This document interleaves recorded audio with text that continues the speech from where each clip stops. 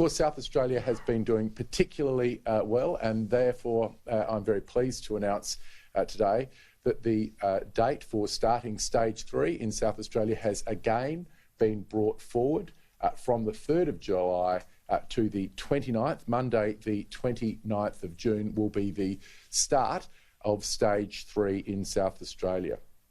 Now, stage 3 was to essentially have a cap of 100 people per room. You might remember stage 1 was 10, stage 2 was 20, and stage 3 was 100. We are removing that cap, and instead we're replacing that with 1 person per 4 square metres. So that is a movement that we are making here in South Australia, and I think it is going to be a movement that we make right across the country. Now, for some higher risk activities, of course, there will need to still be nuances, and we'll work through sector by sector with those nuanced arrangements. But essentially, stage 1, 10, stage 2, 20, stage 3 was meant to be 100 per area. It's now working on a 4 square metre, but we do want to make sure that we can be nuanced where possible to reduce risk, but also to improve equity for some operators.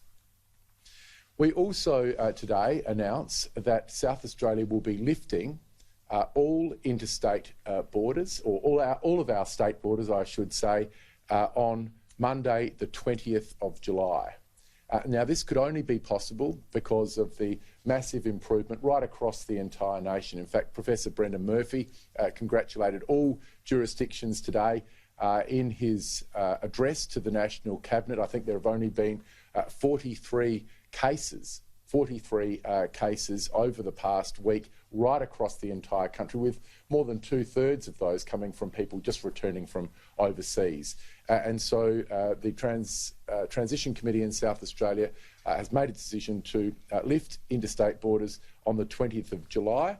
We will be looking at some of the state borders with individual jurisdictions who are doing particularly well. We don't want to unnecessarily detain people for 2 weeks of isolation if they don't pose a health risk to us in South Australia. So we're just looking at some final legal advice with regards to that. We should be able to provide you with a further update next week. But all state borders will be removed by the 20th of July. In addition to that, we announced today that we will be having changed arrangements, if you like, stage 2.5, which is that as of next Friday, we will be increasing that 20-person room limit to 75.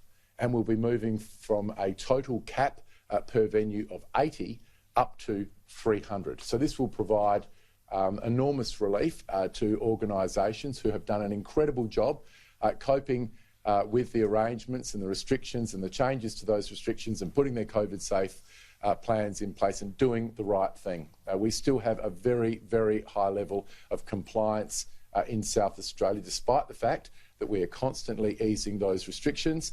The Police Commissioner has been absolutely delighted with the very, very high level of compliance in South Australia. And again, this has given us great confidence that we can continue to lift those restrictions in South Australia. So we move from a maximum per room of 20 to 75 as of next Friday, and for a venue from a maximum of 80 up to 300. So some good news for all South Australians going forward, and that's only possible because of the continued cooperation that we've had from the people of South Australia. I plan to take any direct questions now.